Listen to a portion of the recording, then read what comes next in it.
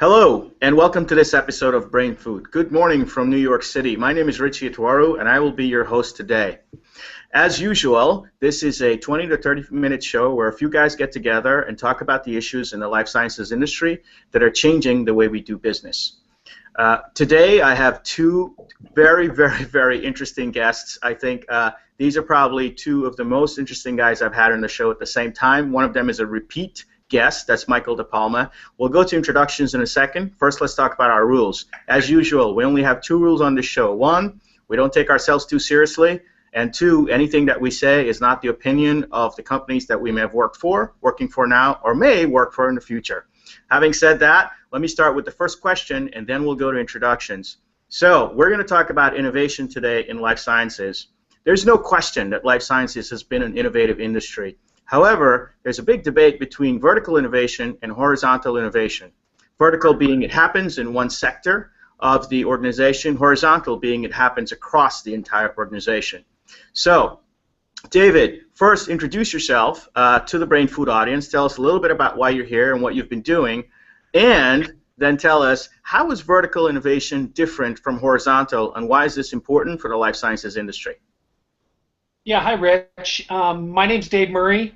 I've got a pretty diverse background. I started out in the aerospace industry. I've spent time in financial services.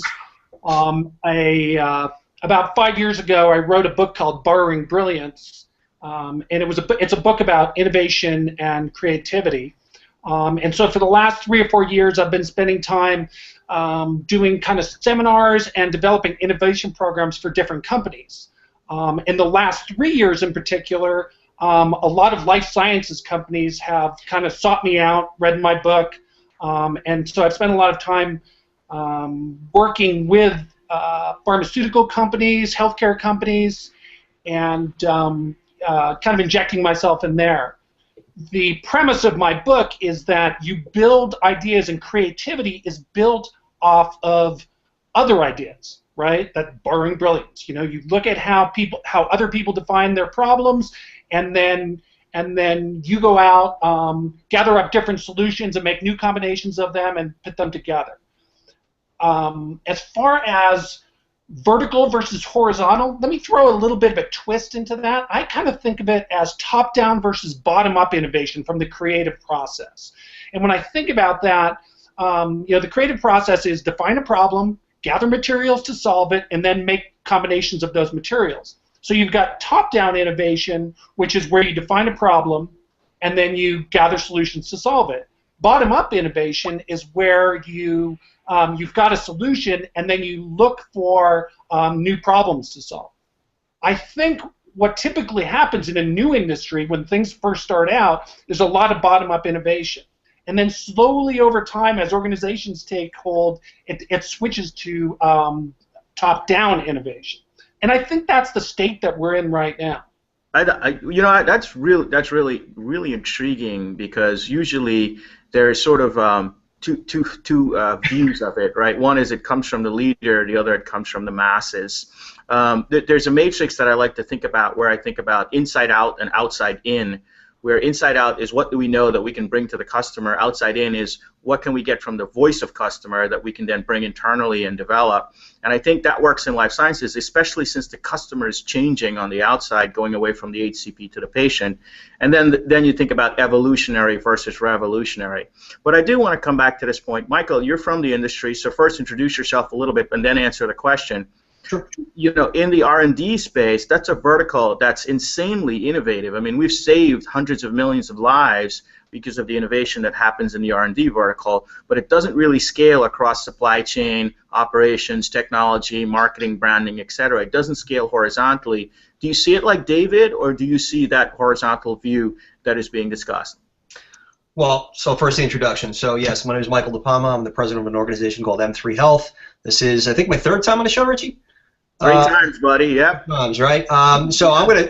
What's that? Dave's the new guy, right?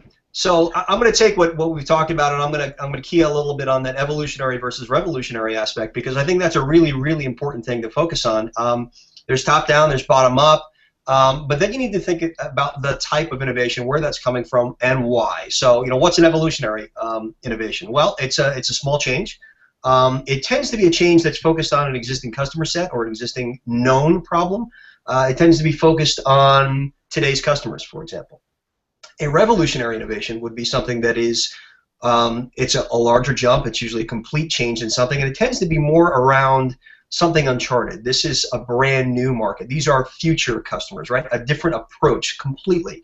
The challenge is that how do you balance evolutionary and revolutionary, regardless of whether or not this is horizontal or vertical evolution? It's really a question of all right, how do I balance the need to support my business in an evolutionary manner and make sure that there's a there as I grow my business, and then how do I make sure that from a revolutionary standpoint I can make that jump? Where I see challenges is A, companies understanding that those are two different, completely different types of innovation, and B, understanding how to create processes to do that. I think what you're referring to, Richie, is a failure in most cases of organizations to really figure out what are we trying to innovate, and then how do we tie this together? What are we trying to achieve? Well, a lot of times it goes back to the problem definition. And David, I'm going to punt to you on this because of your work in Borrowing Brilliance, the book, and your focus on defining problems. At another firm in my past, the first thing we did was we have to innovate. So let's get everybody to innovate, right? And no one cared what it was about. Let's just come up with random ideas. And that created just a tremendous amount of complication, and we got nowhere with it. And then we learned very quickly that what we really need to do is just pick a problem and go with it. So kind of like narrow the scope of what we're asking people to do. You've been working with pharmaceutical companies for, like you said, 2 to 3 years now, helping with the innovation. How much of it is problems around curing diseases, and how much of it is problems around changing the companies and the way they work to change with the pressures of the industry? Yeah, and I don't think this is really unique to pharma at all, but we do have a tendency to jump and solve the problem really quickly before we think deeply about the problem and are we solving the right problem. Right. And one of the things that I've been working with different pharma companies, and actually with a bunch of different industries, is taking the time to define that problem. Like, what problem are we working on? Yes, you need to focus the problem, but you also have to have an understanding problems are not in isolation. And so that's a big part of the barriers or the difficulties that we run into when we start innovating. We'll come up with a solution, but invariably it causes a whole set of another set of problems, right? So you have to have this kind of problem awareness. So one of the things that I do when I work with companies is to brainstorm on the problem, and it's not just, yes, we're gonna isolate, we're gonna solve a specific problem, but we have to have understanding what are all of the problems that surround that problems, high level, low level, what problems are we gonna create when we come up with a solution. So problem awareness, I think, is really, really critical. That what you're describing is a culture of debate. You're describing a culture of exploration and a culture of analysis that is not just this industry, but many industries, is not necessarily prevalent, right? So this is a different type of behavior. What we see is, we're seeing now a lot of life sciences companies hire heads of innovation, very smart people. Michael, for you, I'm sure you're seeing this as well. How much of the activity that your company's doing or that you're doing with pharmaceutical companies is helping them solve for these innovative problems that David is describing, and how much of it is just sort of, let's get ahead of innovation and let's just wait for everyone to come up with the good ideas? It tends to be more the latter. So at the end of the day, most of the companies you work with, well, listen, this is a commercial enterprise, right? We have to, again, evolutionary versus revolutionary, we have to balance that. So the first thing that we're concerned with in most cases, or most companies are concerned with when they come to us, is, how can we do what we're doing better? And then to David's point, well, what is it that you're doing and why? Let's first ask the question. Is there a problem that you're trying to solve, and are we really aware of what that problem is, right? Let's take some time and understand it, and let's judge. Let's understand what it is you're trying to accomplish. From there, we don't have any companies really coming to us saying, listen, we want to be revolutionary. we want to completely change everything. What we're seeing is folks come to us and say, we've got this thing that's been a challenge for us. Sometimes it's intractable, sometimes it's not. Help us apply some different thinking. And this is where David's methodology really comes into play, which is a system, a process of innovation, understanding how to apply that process of thinking. It's not just brainstorming. Again, to David's point, thoughts are just thoughts. The question is ideation, iteration, but then there's a whole series of steps that you have to go through. If anybody watching this has not read David's book, I strongly urge you to do so. And in that book, he breaks out 6 different steps of this process. The last 2 steps are judging and enhancing. It's really understanding, hey, what have we done and why? So I think what happens, just to kind of get to your question, Richie, is what are people doing when they come to us? Oftentimes people come to us and say, listen, yeah, we've got this head of innovation. We're not 100% sure where to go from here. Where do we start? What are the types of problems that we need to fix? So we usually start at a very granular level. We usually start, by the way, to your point earlier, David, bottom up. Hey, we've got something we need to do. How do we get there?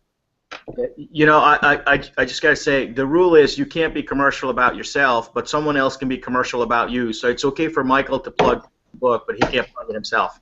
Score. There you go. Rich? Very nice, David. So what we've talked about thus far is sort of, from an organizational design perspective, how is it that you have to think about innovation? There's a lot of work that is down around innovation sort of processes, right? And David's book kind of relates to that. Then there's that, to me, I tend to describe that as ideation. And then there's execution, right? Or championing. How do you take these ideas that you have now and move them through the organization so that you can actually capture value from some of these ideas? And I know there's tons of authors that's doing that out there. What do you think are some of the best practices that life sciences companies has to install today to get to a culture where these ideas are not only coming from R&D, but they're coming from the other areas to be able to take them to market or to be able to implement them? Because it's one thing to just come up with it, but it's another thing to actually take it and work with it. And David, how do you help companies, after they've discovered the ideas, go implement it? Right. So I think this is and I'm going to build off the point that both you and Michael were making about debate. And it's a big misconception in the innovation process. Like, we've all been a part of brainstorming sessions, right? And we usually brainstorming sessions will usually come up with some interesting ideas, but the ideas are never fully formed, and they have issues, and they're typically always implementation issues, right? There's a bunch of other problems, and so the ideas typically die. So I think one of the processes, and this is what I'm working with pharmaceutical companies with right now, is to develop a debating culture. If you look at the real innovative companies that have consistently been innovative, like Apple, GE, Microsoft, these companies have a debating culture where they do both formal and informal brainstorming. So that's one of the processes that I've been working with, especially in pharma and especially in the drug research side of it, where scientists tend to don't want to debate. It's against their nature, but it's the debate that drives the idea forward. There is this misconception that creative people are so positive. They're always positive. We don't judge ideas, right? That's a huge misconception. Steve Jobs, who's arguably one of the more creative people in the last few decades, was incredibly harsh in the way that he thought about ideas. And so one of the things I've noticed in pharma is that it tends to be very passive aggressive. And people don't they don't want to attack each other's ideas. It's not the nice thing to do. But if you look at companies that are really driving innovation, and GE is a really good example. GE has been innovating for over 100 years, since Thomas Edison started the company 100 and something years ago. And in that culture, and I've spent a lot of time, and I'm still working with GE, they have a debating culture. They do debates, like formal debates, in the CEO's office where he is the moderator of the debate, and plus in every meeting, you're expected to challenge ideas, and that's how you drive a idea forward. Yeah, David, I think you're completely wrong. There you go. Perfect. I disagree with both of you. No, but sorry, I was kidding. Obviously, I think there's a lot of merit in that, but the culture of debate is extremely valuable. I mean, I'm probably going to get fired one of these days because I debate too much. But Michael, as a vendor, and I'm in the vendor space today, when you are bringing so-called innovative ideas to the organizations, and a lot of the innovation is sometimes sourced from the sell side, from the vendor community, that construct of debate doesn't exist because you're supposed to say yes all the time. Yep. To whatever the customer wants, and you're supposed to outmarket and outbrand everyone. It's Salesforce.com, for example. We've got everything. Don't worry, right? How do you bring debate into that process to encourage your buyers to know what they don't know as yet? Sure. Really good question, first of all. Innovation is lonely business, right? It's tough to be in a position where you're there to challenge the status quo. And you don't do it just to disrupt. You do it because you believe there's honestly a better way. And but again, there's always this yin and yang, this push and pull on it ain't broke, don't fix it, versus are we missing something? And that's kind of where we find ourselves a lot. As far as having those discussions with pharma, I think it speaks to the approach. When you're in a discussion with someone, generally speaking, and this is something I learned from teaching many, many years ago, when I taught programming, everybody who was in my room had something in their head that they were trying to accomplish. They knew what it was. They were hoping I would touch on it. I find that a lot of meetings with life sciences are like that. I'll sit down and have a discussion with them, and they're thinking of something. They're not quite sure what it is. They know they've got a challenge. They're not sure how to articulate it. They're not really sure where the answer might be, and they're hoping that there's something that I might say that might trigger that discussion. So part of it, quite frankly, is bringing that culture, the same thing David had just talked about, bringing that concept of debate and being aware. It's almost a therapy session. Guys, let's talk about what's actually going on. Only when we understand what that challenge is can we really start to challenge and say, hold on, you just said something about X. Have you also considered Y, or how do you deal with it over here at Z? Suddenly it's a discussion. So I think that people want to be engaged in those discussions. People want to innovate. They want to challenge status quo. They're just never really sure how to do that. So sometimes our job, quite frankly, as innovators, is to break that logjam and start the discussion. So let me stress test this for a second. I agree. The culture of debate is extremely important. The definition of problems is extremely important. Understanding evolutionary versus revolutionary is very important. Top down versus bottom up, or inside out, outside in, if I may, very important as well. In my experience, and I've been in this innovation business probably about a little over half a decade now, it's almost like you're living in a glass house. You don't know that you're not innovative. Many times the folks that need to be the most divergent in their thinking or disruptive in their practice think that they really are. So David, how do you educate a population of folks without scaring the crap out of them? How do you educate a population of folks that they're not as innovative as they think they are, or they don't understand it as way it is? So David just dropped for a second. I'm going to pitch to Michael first. So Michael, what do you think about that? And we're going to wait for David to come back on. Looks like David's joining us. He's yeah, back. But you go ahead, and then by the time that David will catch up. I think I'm back. Am I back? Yeah, no, you're back. We see you, David. So the question was, how do you approach this? How do you educate? How do we essentially tell the emperor that he's got no clothes and make people comfortable with that? That's kind of your question, right, Richie? Yeah. Yeah. So disappeared there. Well, part of that is just understanding the creative process and what the creative process itself is, and then it's giving people like tools and stuff. One of the things that I do when I come in and create like innovation programs is the first thing we'll do is we'll come in and we'll do a bunch of stakeholder interviews, right? And one of the things I invariably hear, especially in pharmaceutical companies, is that management, I hear this, management doesn't want to be innovative. And I'm like, why do you say that, right? And they say, oh, because I came up with an idea and they rejected it.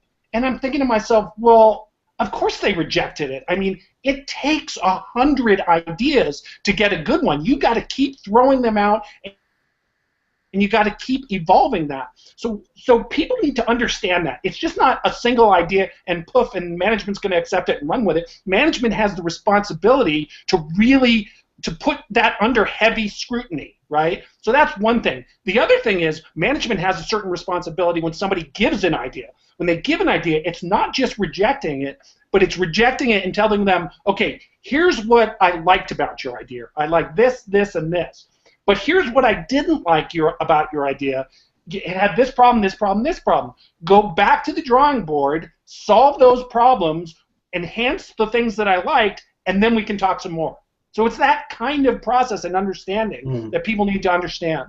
There's a mythology to innovation, I think, that people have this sort of approach to innovation. Everybody wants to be Steve Jobs and walk around with a black turtleneck and think that they're just visionary and they point at things and magically stuff happens, and that's simply not the way it happens. It's innovation is a lot like sausage making. You don't really want to watch the process, but the end result is great, right? And it really is a lot like that, and David's point is dead on. It's not always a pretty process, and I think we need to separate sort of the mythology of it. Everybody, again, the visionary process, that's clearly important, particularly in revolutionary innovation.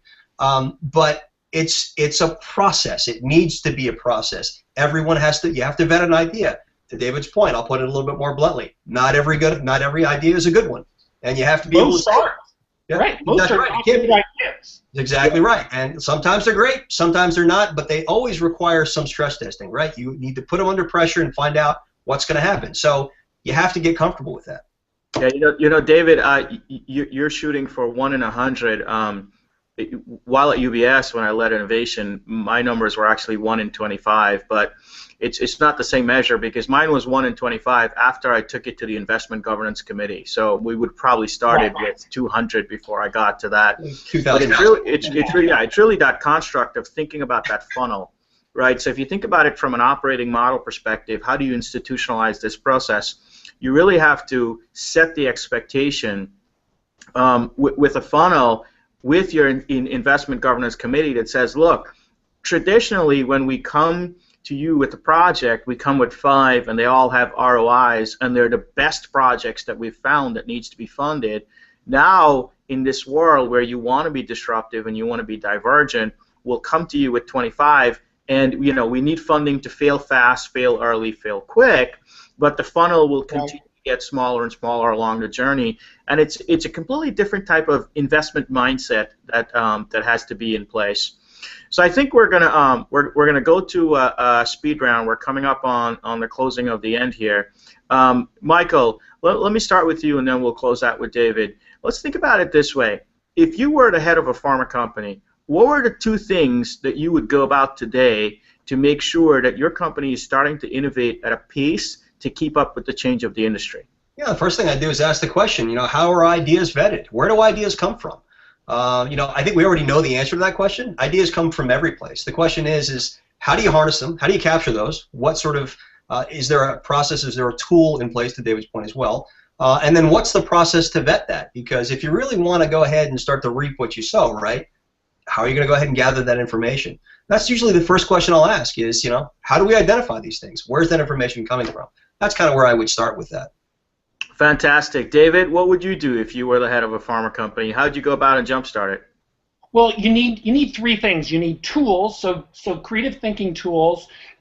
You need a culture that will drive innovation, and you need a process, right? And so as a head of a pharma, and actually, let me add a 4th one, and it's probably the most important one. You need time. Your people need some time to be able to think. So when you bog them down with all kinds of activities, they don't have time to innovate and time to think. So you need to give them those 4 things. Yeah, it's kind of just like making sausage, I think. You just need time. Boom.